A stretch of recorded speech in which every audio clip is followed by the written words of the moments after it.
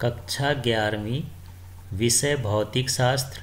इसका पेपर 14 मार्च को है और उसमें 1 अंक 2 अंक के वीडियो बन चुके हैं, उनको आप देखिए। और पूरे चैप्टर के वीडियो हैं तो प्लेलिस्ट में जा कर के उससे भी अच्छी तैयारी कर सकते हैं। तो चलिए आज हम 3 अंक के जो प्रश्न आते हैं पेपर में उनकी बात करते हैं। तो जो प्रश्न इम्पॉर्टेंट हैं उस पर हम डिस्कशन कर रहे हैं। तो चलिए यहाँ पर देखते हैं। सबसे पहला प्रश्न है, एसआई मात्रक पद्धति की सभी मूल राशियों एवं इनके मात्रक लिखिए। तो चलिए, मूलभूत भौतिक राशि हैं, ये मात्रक हैं और उनके ये संकेत हैं। तो ये हुआ लंबाई, लंबाई का मात्रक मीटर और इसका संकेत स्मॉल m। द्रव्यमान, इसका मात्रक किलोग्राम और इसका संकेत small k small g kg। इसके बाद यहाँ समय, समय का सेकंड, इसका जो संकेत है स्मॉल s है। विद्युत धारा का मात्रक एम्पियर और ये कैपिटल A, इसका संकेत। ताप का मात्रक केल्विन और केल्विन का संकेत कैपिटल K। पदार्थ की मात्रा, ये हो गया मोल और इसको स्मॉल MOL लिखते हैं। फिर ये ज्योति तीव्रता का होता है कैंडला और इसका SI मात्रक होता है, ये कैंडला का जो संकेत होता है वो होता है CD। इस तरह से ये 7 मात्रक हैं, इनको याद करना है। ये 1 नंबर 2 नंबर में भी कभी कभी पूछ देते हैं 2 मात्रकों के नाम या कैसे भी, तो आप इसको तैयार कर लेंगे। अगला प्रश्न है, दूरी और विस्थापन में अंतर लिखिए। तो चलिए देखते हैं। यह किसी वस्तु द्वारा तय किए गए मार्ग की वास्तविक लंबाई होती है। यह वस्तु की प्रारंभिक और अंतिम स्थिति के बीच की दूरी होती है या बीच की लंबाई होती है, ऐसा भी लिख सकते हैं। फिर यह अदिश राशि होती है दूरी। विस्थापन ये सदिश राशि होती है।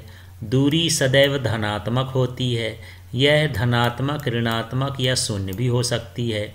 यह विस्थापन के बराबर या उससे अधिक हो सकती है और यह दूरी के बराबर या उससे कम हो सकता है विस्थापन। यह वस्तु द्वारा तय किए गए मार्ग की प्रकृति पर निर्भर करता है और ये वस्तु की प्रकृति पर निर्भर नहीं करता, मार्ग की पर निर्भर नहीं करता, बल्कि प्रारंभिक और अंतिम स्थिति पर निर्भर करता है। अगला प्रश्न है, बेलन, जिसको लोटने की भी बोलते हैं, घर्षण तथा सर्पी घर्षण में अंतर लिखिए। तो चलिए, सर्पी घर्षण और बेलन घर्षण क्या है। तो जब कोई वस्तु दूसरी वस्तु पर फिसलती है तो उनके संपर्क सतहों के बीच गति के विपरीत दिशा में लगने वाले विरोधी बल को सर्पी घर्षण कहते हैं। और जब कोई वस्तु दूसरी वस्तु पर लुढ़कती है तो उनकी संपर्क सतहों के बीच गति के विपरीत दिशा में लगने वाले विरोधी बल को बेलन घर्षण कहते हैं। तो एक एक शब्द भर ध्यान रखना है, पूरी परिभाषा दोनों की सेम है। इसमें फिसलती लिखा है और इसमें लुढ़कती लिखा है, बाकी सारे शब्द एक जैसे हैं, तो इसको आप तैयार कर लेंगे। इसका मान, सर्पी घर्षण का मान अधिक होता है, बेलन घर्षण का मान कम होता है। फिसलती वस्तु की संपर्क सतह वही रहती है।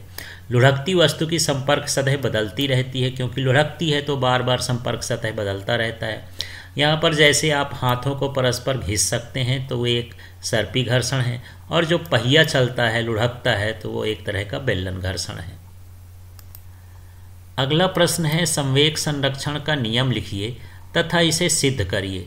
तो चलिए, संवेग संरक्षण का नियम समझते हैं। यदि बाह्य बल न लगाया जाए तो किसी विलगित निकाय का रेखी संवेग नियत रहता है। तो बड़ा सिंपल सा है, बाह्य बल नहीं लगाना है, रेखी संवेग नियत रहेगा। यही क्या कहलाया, संवेग संरक्षण का नियम कहलाया। तो अब हम इसको सिद्ध करते हैं। तो न्यूटन के गति के जो द्वितीय नियम होता है तो ये होता है, F वेक्टर बराबर हो गया, ये वेक्टर नहीं भी लगाएंगे तो F बराबर dp/dt हो जाएगा। अब यहाँ पर कंडीशन दिया है कि यदि बाह्य बल न लगाया जाए तो F का मान हम क्या मान लिए, शून्य मान लिए। तो चलिए, यहाँ पर dp/dt तो ये लिख दिए हैं इसी तरह से, लेकिन यहाँ F भी लिखा है और F का मान कितना है, शून्य है, तो यहाँ पर क्या लिख दिए, शून्य लिख दिए। अब मान लीजिए इस dt का हम तिर्यक गुणा कर देंगे तो शून्य में किसी का भी गुणा करने पर शून्य हो जाता है, तो dp बराबर हो जाएगा शून्य। तो इसका मतलब ये हो गया, dp का मतलब है संवेग में परिवर्तन। तो संवेग में परिवर्तन का कितना हुआ, शून्य, मतलब संवेग परिवर्तन नहीं हुआ, अर्थात जो संवेग था वो क्या था, नियत था। तो इस तरह से हमको सीधा सीधा इसको निकाल देना है। अगला प्रश्न है, तोप या बंदूक के प्रतिक्षिप्त वेग के लिए व्यंजक स्थापित करिए। तो जब बंदूक से गोली छोड़ी जाती है तो बंदूक गोली के विपरीत दिशा में जिस वेग से गति करती है उसे प्रतिक्षिप्त वेग कहते हैं। अब इसका व्यंजक मान लेते हैं कि बंदूक का प्रतिक्षिप्त वेग कैपिटल V और उसका द्रव्यमान कैपिटल M है और उससे निकलने वाली गोली का वेग स्मॉल v और द्रव्यमान क्या है, स्मॉल m है। तो संवेग संरक्षण के सिद्धांत से यहाँ पर इसका संवेग निकालेंगे बंदूक का, तो m इंटू v हो गया, कैपिटल M और कैपिटल V। और जब हम गोली का निकालेंगे तो ये हो जाएगा m और ये v। तो प्रारंभ में तो गोली बंदूक चली ही नहीं, तो वो कैसी थी, स्थिर, तो उसका संवेग का मान क्या था, 0। तो बाद में भी इसका संवेग क्या होना चाहिए, 0 होना चाहिए। इसलिए यहाँ पर हम दोनों का संवेग जोड़ेंगे तो ये एम भी कैपिटल लेटर में प्लस एम भी स्मॉल लेटर में लिखेंगे और बराबर 0 कर दिए। अब यहाँ पर हमको v का मान निकालना है, कैपिटल V का, तो इसको पक्षांतर करेंगे तो माइनस में आ जाएगा और इसका पक्षांतर करेंगे तो बटे में आ जाएगा। इस तरह से ये कैपिटल V बराबर माइनस एम भी अपॉन एम, ये प्रतिक्षिप्त वेग का व्यंजक है। फिर अगला है, 25 मीटर प्रति सेकंड से गतिशील 60 केजी के पिंड पर 50 न्यूटन का मंदन बल लगाया जाता है। पिंड को रुकने में लगा समय ज्ञात कीजिए। तो चलिए सबसे पहले इसमें से देख लेते हैं कि यहाँ पर हम क्या ज्ञात कर रहे हैं, त्वरण। तो त्वरण बराबर होता है F बटे m। ये कैसे मिल गया, हम जानते हैं F बराबर क्या होता है, ma। तो a बराबर क्या हो जाएगा, F बटे m। इस तरह से यहाँ पर ये सूत्र आ गया, F बटे m। अब यहाँ पर जो बल का मान है ये 50 दिया है और कौन सा बल दिया है, मंदन। मंदन माने जो बल गति को कम करे, त्वरण को कम करे, उसे मंदन बोलते हैं। इसलिए यहाँ पर माइनस लगा दिए, -50। और m का मान जो इसका द्रव्यमान है वो कितना है, 60। तो यहाँ 60 लिख दिए हैं। अब इसको भाग कर दिए हैं तो ये कितना आ गया, -5/6 मीटर प्रति सेकंड स्क्वायर। ये त्वरण हो गया। अब हमको समय निकालना है, तो गति के प्रथम समीकरण से ये होता है v = u + at। तो अंतिम में जो वस्तु है ब्रेक लगाने पर या बंधन बल लगाने पर रुक जाएगी, इसलिए अंतिम वेग कितना हो जाएगा, 0 हो जाएगा। u का मान ये दिया है 25 मीटर प्रति सेकंड प्रारंभिक वेग है, तो u लिख दिए, प्लस है तो प्लस लिख दिए। a का मान अभी ये निकाले हैं -5/6, तो ये -5/6 a का मान रख दिए और t की जगह t ही रख दिए। अब क्या करना है, 25 का इधर पक्षांतर करेंगे तो -25 हो गया और ये हो जाएगा -5/6 और ये हो गया t। अब क्या करेंगे, -25, अब हम इसका गुणा कर देंगे तो ये उल्टा हो जाएगा, 6/-5 हो जाएगा। अब 5 के इसमें 25 हो जाएगा और माइनस माइनस का गुणा प्लस हो जाएगा, मतलब ये 30 सेकेंड हो जाएगा। तो गतिशील वस्तु को रुकने में लगा समय कितना होगा, 30 सेकेंड। अगला प्रश्न देखते हैं, 20 ग्राम की एक बंदूक की गोली 900 किलोमीटर प्रति घंटे की चाल से चलकर एक रेत के ढेर में 25 सेंटीमीटर तक घुस जाती है। गोली में उत्पन्न मंदन ज्ञात कीजिए। तो चलिए यहाँ पर हम देख लेते हैं कि ये जो मान दिया है 900 किलोमीटर प्रति घंटा, अब देख लेते हैं यहाँ पर जो बंदूक की गोली की चाल है 90 किलोमीटर प्रति घंटा है, तो मैं ये लिख लिया प्रारंभिक वेग उसका 90 किलोमीटर प्रति घंटा। अब हम यहाँ पर 90 किलोमीटर प्रति घंटे को मीटर प्रति सेकंड में बदलेंगे, तो किलोमीटर का मतलब 1000 और घंटे का मतलब 3600। तो यहाँ 1000/3600 कर देंगे सेकंड में 90 के साथ, तो ये कितना काटने पर कितना आ जाएगा, 25। बाकी सरल तरीका है कि यदि किलोमीटर प्रति घंटे में है तो उसमें 5/18 का गुणा करने पर वो मीटर प्रति सेकंड में बदल जाता है। तो इस तरह से इससे भी करते हैं, तो ये 18×5 = 90, तो कितना हो जाएगा, 25 मीटर प्रति सेकंड। तो जिस तरीके से आपसे बन जाए उससे आपको इसको मीटर प्रति सेकंड में बदल देना है। फिर इसका द्रव्यमान कितना दिया था गोली का, 20 ग्राम। अब ग्राम को किलोग्राम में बदलना है तो 1000 का इसमें क्या करना पड़ेगा, भाग करना पड़ेगा। तो जब 1000 का भाग करेंगे तो 0.02 kg इसका द्रव्यमान हो जाएगा, किलोग्राम में बदलना पड़ेगा। इसी तरह से उसका जो विस्थापन है कि ये 25 सेंटीमीटर अंदर घुस जाती है, तो s का मान कितना हो गया, 25 सेंटीमीटर। अब सेंटीमीटर को किस में बदलना है, मीटर में, तो 100 का भाग करना पड़ेगा तो 0.25 मीटर हो जाएगा। इस तरह से यहाँ पर लिख लेंगे। अब गति का तृतीय समीकरण निकालेंगे तो गति के तृतीय समीकरण क्या होता है, v square minus u square बराबर 2as। अब v का मान कितना हो गया, 0, क्योंकि यहाँ मंदन हो रहा है, लास्ट में गोली रुक जाएगी तो अंतिम वेग 0 हो गया। u का मान कितना दिया है देख लीजिए, u बराबर कितना है 25, तो यहाँ पर 25 का वर्ग कर दिए, बराबर यहाँ 2 है तो 2 लिख दिए, a की जगह पर a लिख दिए, और s का मान कितना 0.25 तो ये लिख दिए हैं। अब इस तरह से यहाँ पर -25 है और ये 25 में 25 का गुणा करेंगे तो 625 हो जाएगा, और ये 25 दूनी 50 इसमें करेंगे तो 0.5 हो जाएगा, तो इसको बटे में कर देंगे और इसको भाग करने पर a का मान कितना आ जाएगा, 1250 मीटर प्रति सेकंड स्क्वायर। ये जो है त्वरण का मान आ गया, लेकिन उसमें हमको मंदन बल ज्ञात करना है, तो बल बराबर होता है F बराबर m इंटू ए। तो यहाँ m का मान आपको कितना दिया था ये देख लिए 0.02 kg, तो 0.02 लिख दिए, और a का मान कितना आया था ये आ गया है 1250, तो यहाँ 1250 लिख दिए, इसका गुणा कर देंगे तो ये कितना हो जाएगा 25 न्यूटन। इस तरह से मान आ जाएगा। अब यहाँ अगला प्रश्न देखते हैं, तो यहाँ है यदि f वेक्टर बराबर 3i cap plus 4j plus 5k cap तथा d वेक्टर बराबर 5i प्लस 4j माइनस 3 के कैप हो तो कार्य की गणना कीजिए। तो हम कार्य बराबर जानते हैं W बराबर F vector into D vector या F इंटू एस वेक्टर भी लिख सकते हैं, माने बल गुणे विस्थापन है।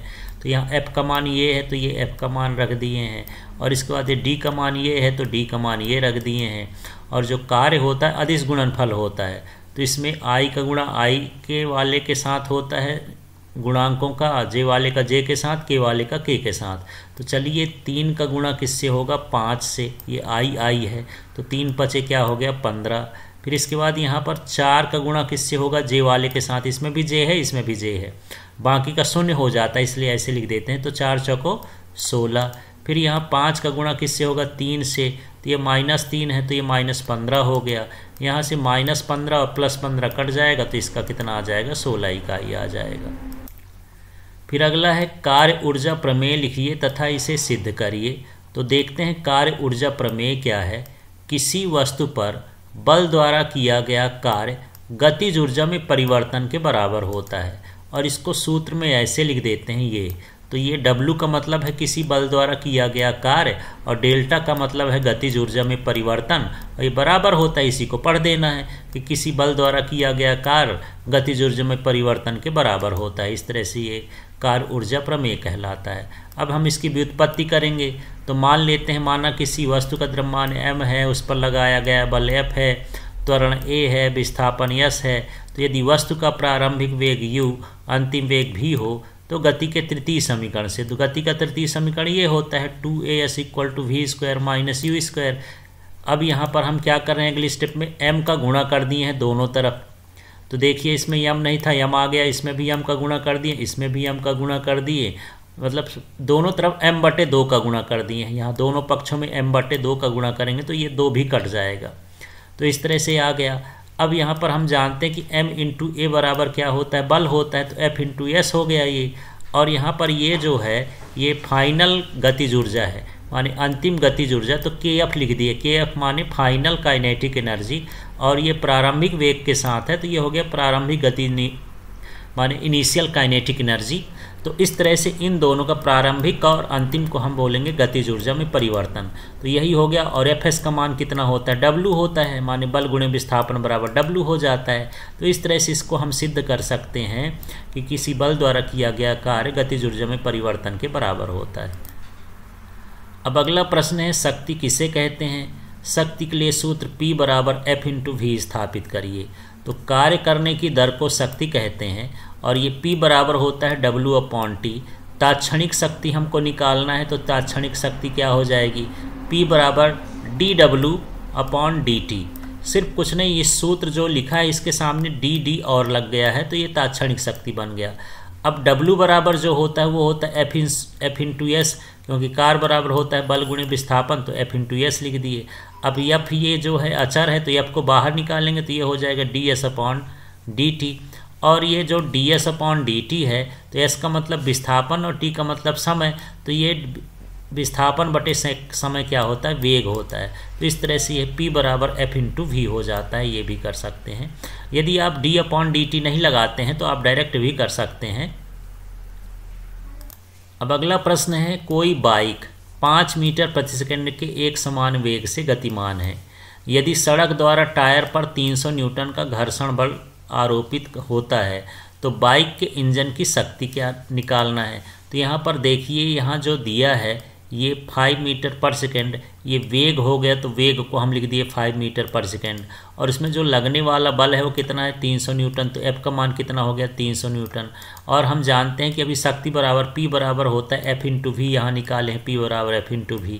तो यही सूत्र हम लिख दिए, F का मान 3 है, V का मान 5 है, इसमें गुणा कर देंगे तो 1500 वाट इसकी शक्ति हो जाएगी। अब अगला प्रश्न है, कोई पहिया 1200 RPM राउंड पर मिनट से घूम रहा है, इसका कोणीय वेग रेडियन सेकेंड में ज्ञात कीजिए। तो यहाँ पर ये जो 1200 राउंड पर मिनट है, इसकी फ्रीक्वेंसी दिया, F का मान दिया, आवृत्ति। तो यहाँ पर F का मतलब आवृत्ति समझना है, ये 1200 RPM पर मिनट है, तो 1200/60 लिखेंगे तो RPS लिख देंगे, प्रति सेकेंड। तो इस मिनट को सेकेंड में बदल दिए हैं, तो ये हो जाएगा, इसको भाग करने पर कितना आ जाएगा, 20 RPS, 6 दूनी 12, ये कट जाएगा, तो यहाँ पर काटने पर कितना आ जाएगा, 20 RPS हो गया। अब हम जानते हैं जो कोणीय वेग होता है उसका सूत्र होता है ओमेगा बराबर 2πf। तो यहाँ पर हम 2 की जगह 2 लिख दिए, पाई की जगह पाई ही लिखा है, F का मान कितना है, 20, तो 20 हो गया। तो 40 पाई रेडियन सेकेंड इसका मान है।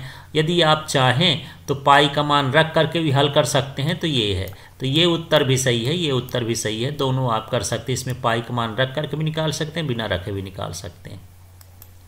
अब अगला प्रश्न है, किसी घूर्णक रोटर की 200 रेडियन सेकेंड की एक समान कोणीय चाल बनाए रखने के लिए एक इंजन को 180 न्यूटन मीटर का बलाघूर्ण प्रेषित करना आवश्यक है। इंजन की शक्ति ज्ञात करना है। तो हमको यहाँ पर क्या क्या ज्ञात है, ये जो 200 दिया है ये ओमेगा का मान दिया है, तो 200 रेडियन पर सेकेंड ये ओमेगा का मान हो गया, कोणीय वेग हो गया। इसके बाद ये जो दिया है बलाघूर्ण टाउ बराबर 180 न्यूटन मीटर, ये टाउ का मान होता है, बलाघूर्ण को टाउ से लिखते हैं। अब हमको निकालना इंजन की शक्ति। तो इंजन की शक्ति का सूत्र होता है P बराबर टाउ ओमेगा, ये घूर्णी गति में यही होता है। तो टाउ का मान 180 है, ओमेगा का मान 200 है, इसका गुणा कर दिए तो 36,000 वाट आया। यदि इसमें से 1000 काट दिए तो ये किलो में बदल जाएगा, तो 36 किलोवाट। इस तरह से इसको कर सकते हैं। अब अगला प्रश्न है, कोणीय संवेग संरक्षण का नियम लिखिए तथा इसे सिद्ध करिए। तो रेखीय संवेग जैसे ही है, बस उसमें बल होता था, इसमें बाह्य बलाघूर्ण है। तो यदि किसी पिंड पर बाह्य बलाघूर्ण आरोपित न किया जाए या न लगाया जाए तो उसका कुल कोणीय संवेग क्या होता है, नियत होता है। तो चलिए यहाँ न्यूटन के गति के द्वितीय नियम से देख लेते हैं घूर्णी गति के लिए। तो ये होता है dl/dt = टाउ, मतलब ये है कोणीय संवेग में परिवर्तन की दर लगाए गए बलाघूर्ण के बराबर होती है। अब यहाँ टाउ का मान क्या है, 0, क्योंकि ये परिभाषा में है कि यदि बाह्य बल ना लगाया जाए बलाघूर्ण, तो बलाघूर्ण का मान कितना हो गया, 0 हो गया बलाघूर्ण का मान। अब तो इसको इसी तरह से उतार दिए हैं, dl/dt, और टाउ का मान की जगह 0 रख दिए। इस t का यदि गुणा करेंगे तो dl बराबर कितना हो जाएगा, 0। तो dl का मतलब है संवेग में परिवर्तन, तो संवेग में परिवर्तन 0 हुआ, इसका मतलब परिवर्तन नहीं हुआ, तो यहाँ पर कोणीय संवेग का मान क्या रहेगा, नियत रहेगा, L बराबर नियत। इस तरह से इसको करना है। अब चलिए अगला क्वेश्चन देख लेते हैं। तो अगला क्वेश्चन है, कोणीय वेग एवं रेखीय वेग में संबंध लिखिए। तो चलिए सबसे पहले कोणीय वेग और रेखीय वेग में संबंध निकालते हैं। तो माना कोई कण वृत्तीय गति करता है, यह चित्र देख सकते हैं, इसमें O भी लिख सकते हैं, इसका केंद्र है, जिसका केंद्र O है, ये देख लीजिए O है, जिसकी त्रिज्या R है, ये R हो गया, समय अंतराल T है, इसका रेखीय विस्थापन यस हो गया, और कोणीय विस्थापन कितना हो गया, थीटा हो गया। तो इस तरह से हमको निकालना है। तो कण का रेखीय वेग इसमें निकाल लेते हैं। तो सबसे पहले देखिए कण का रेखीय वेग कैसे निकलेगा। तो वेग बराबर होता है विस्थापन बटे समय, माने v बराबर यह है ds/dt। तो यहाँ पर v बराबर d/dt तो लिखें, लेकिन यस की जगह थीटा आर लिख दिए। थीटा आर क्यों हो गया, तो यहाँ देखेंगे कोण बराबर होता है चाप बटे त्रिज्या। तो यहाँ कोण को किससे दर्शाते हैं, थीटा से। यहाँ जो चाप है वो क्या है, यस है, तो यहाँ पर यस लिख दिए और ये आर है। यदि यहाँ से हम यस का मान निकालेंगे तो एस का मान निकालेंगे तो इधर गुणा करना पड़ेगा आर का, तो एस बराबर कितना हो जाएगा थीटा आर, इसलिए यहाँ एस की जगह हम क्या लिख दिए थीटा आर। अब इसके बाद आर को अलग कर देंगे तो ये हो जाएगा D theta upon D T. इस डी थीटा का मतलब हो गया कोणीय विस्थापन और ये समय, तो कोणीय विस्थापन और बटे समय क्या होता है कोणीय वेग होता है, उसको किससे दर्शाते हैं ओमेगा से, तो v equal to omega r हो गया। तो यही संबंध है, तो यहाँ v क्या है रेखीय वेग और ये क्या है कोणीय वेग। अब अगला प्रश्न है गुरुत्वाकर्षण का सार्वत्रिक नियम लिखिए। तो गुरुत्वाकर्षण बल दो पिंडों के द्रव्यमानों के गुणनफल के अनुक्रमानुपाती तथा उनके बीच की दूरी के वर्ग के व्युत्क्रमानुपाती होता है, जिसकी दिशा दोनों पिंडों के केंद्रों को मिलाने वाली रेखा के अनुदिश होती है। तो यहाँ पर ये जो परिभाषा है उसके हिसाब से ये सूत्र लिखा है F समानुपाती m1 m2 upon are square. तो चाहे सूत्र से आप परिभाषा लिख दो या परिभाषा से सूत्र लिख दो। तो यहाँ से चलिए हम सूत्र से परिभाषा बताते हैं। F माने क्या हो गया दो पिंडों के बीच लगने वाला गुरुत्वाकर्षण बल। अब ये m1 m2 क्या कहलाया उनके द्रव्यमानों के गुणनफल के अनुक्रमानुपाती, ऊपर है तो अनुक्रमानुपाती होता है। फिर उनके बीच की दूरी, ये जो r है r का मतलब उनके बीच की दूरी, और यहाँ स्क्वायर लगा माने वर्ग के व्युत्क्रमानुपाती होता है, बटे के व्युत्क्रमानुपाती बोलते हैं। अब यहाँ से समानुपाती का चिन्ह हटाएंगे तो एक नियतांक आ जाएगा, ये हो जाएगा g, और g को हम क्या बोलते हैं गुरुत्वीय नियतांक या गुरुत्वाकर्षण नियतांक बोलते हैं। चलिए अब अगला प्रश्न देखते हैं। स्मॉल g एवं कैपिटल G में अंतर लिखिए। तो ये गुरुत्वीय त्वरण होता है स्मॉल g और कैपिटल G गुरुत्वाकर्षण नियतांक या गुरुत्वीय नियतांक होता है। ये क्या है स्वतंत्रता पूर्वक गिरती हुई वस्तु में उत्पन्न त्वरण है और ये एकांक दूरी पर दो एकांक द्रव्यमान के बीच गुरुत्वाकर्षण बल का आंकिक मान गुरुत्वीय नियतांक कहलाता है। इसका मान स्थान स्थान पर परिवर्तित हो सकता है। यह सार्वत्रिक नियतांक है, इसका मान नहीं बदलता है। यह सदिश राशि हो गई, यह अदिश राशि है। इसका मात्रक मीटर प्रति सेकंड स्क्वायर है। इसका मात्रक न्यूटन मीटर स्क्वायर पर केजी स्क्वायर है। इसका जो डीएफ माने बीमी सूत्र है वो LT-2 होता है और इसका डीएफ माने बीमी सूत्र M-1 L3T-2 होता है। पृथ्वी सतह पर इसका मान 9.8 मीटर प्रति सेकंड स्क्वायर होता है और इसका मान 6.67 गुणे 10⁻11 न्यूटन मीटर स्क्वायर पर केजी स्क्वायर होता है। यह वस्तु के द्रव्यमान पर निर्भर नहीं करता है, यह किसी पर भी निर्भर नहीं करता है। अब चलिए अगला प्रश्न है विकृति किसे कहते हैं, इसके प्रकारों का वर्णन करिए। तो बस इसको बोल सकते हैं विमा में परिवर्तन और मूल विमा के अनुपात को विकृति कहते हैं। तो सीधा सीधा है किसी प्रतिबल के कारण विमा में परिवर्तन और मूल विमा के अनुपात को विकृति कहते हैं। तो इस सूत्र से आप बना सकते हैं विकृति का परिभाषा। अब ये विकृति तीन प्रकार की होती, अनुदैर्ध्य विकृति, आयतन विकृति, अपरूपण विकृति। तो अनुदैर्ध्य विकृति क्या है, पूरी यही परिभाषा आपको लिखना है। अनुदैर्ध्य विकृति कर देना है, यहाँ विमा की जगह क्या कर देना लंबाई। तो लंबाई में परिवर्तन और मूल लंबाई के अनुपात को अनुदैर्ध्य विकृति कहते हैं। इसको ऐसा लिख देते हैं डेल्टा L/L। इसी तरह से यहाँ पर आयतन विकृति क्या हो जाएगा, तो यहाँ पर सिर्फ आयतन में परिवर्तन और मूल आयतन के अनुपात को आयतन विकृति कहते हैं। अब अपरूपण प्रतिबल क्या है, थोड़ा सा अलग है ये। तो अपरूपण प्रतिबल के कारण वस्तु के फलकों के बीच कोणीय विस्थापन को अपरूपण विकृति कहते हैं। उसमें फलक का मतलब ये है कि यदि कोई दीवार ऐसी है इसको धक्का दिए तो थोड़ा इतना खिसक गई तो ये फलकों का विस्थापन हो गया, तो इसे हम अपरूपण विकृति कहते हैं। अब प्रश्न है हुक का नियम लिखिए तथा प्रत्यास्थता गुणांक को समझाइए और इसके प्रकारों का वर्णन करिए। तो चलिए हुक का नियम समझते हैं।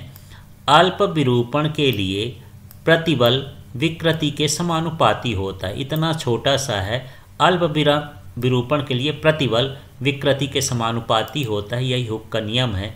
और इसको सूत्र में ऐसा लिख सकते हैं, प्रतिबल समानुपाती क्या हो गया, विकृति। ये जो अल्फा जैसे समानुपाती का चिन्ह हट गया। अब इस अल्फा को हटा दिए हैं तो उसके जगह पर एक नीतांक आ गया है के, तो यहाँ पर के लिख दिए हैं, जहाँ के क्या है, प्रत्यास्था गुणांक है।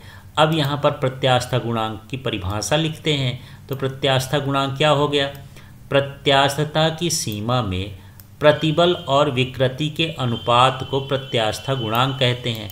आप ये सीधे ये सूत्र भर तैयार कर लेंगे तो परिभाषा बन जाएगी। ये सूत्र में लिखा हुआ है प्रतिबल, और ये हुआ विकृति, और ये हुआ अनुपात, तो प्रतिबल और विकृति के अनुपात को प्रत्यास्था गुणांक कहते हैं। अब इसका मात्रक क्या होता है, एसआई मात्रक न्यूटन प्रति मीटर स्क्वायर, और विमी सूत्र हो जाएगा ml-1 t-2। इस तरह से इसको हमको निकालना है।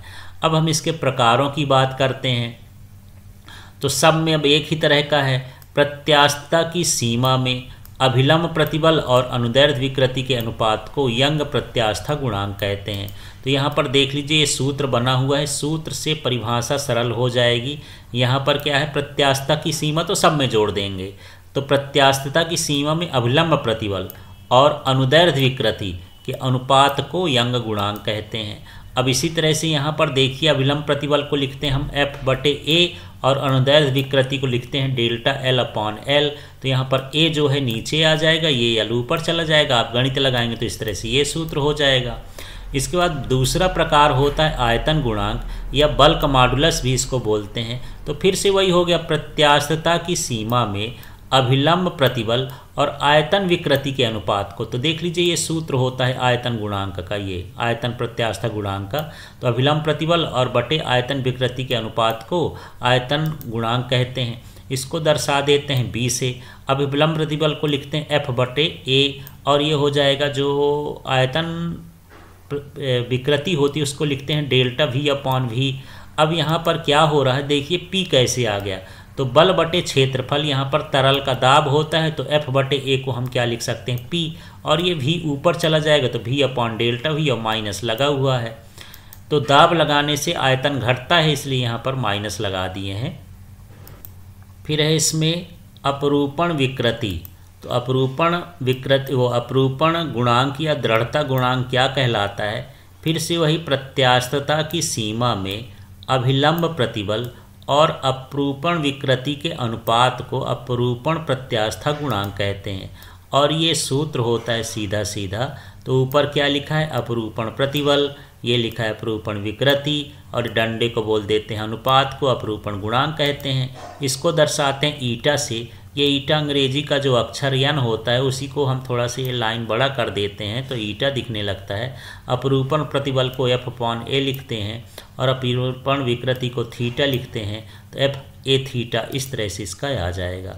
तो यहाँ से ये 3 अंक के प्रश्न थे। 3 अंक के प्रश्न का हम दूसरा भाग भी बनाएंगे अभी। तो केवल ये 2 भागों में आपके पूरे चैप्टरों के 3 अंक के प्रश्न हैं इम्पॉर्टेंट वाले। आप इनसे तैयारी करिए, और आपके पास समय बचता है तो आप और सब जो है लेसन वाइज वीडियो आप देख सकते हैं और उसके भीतर के प्रश्नों को देख सकते हैं। Thank you.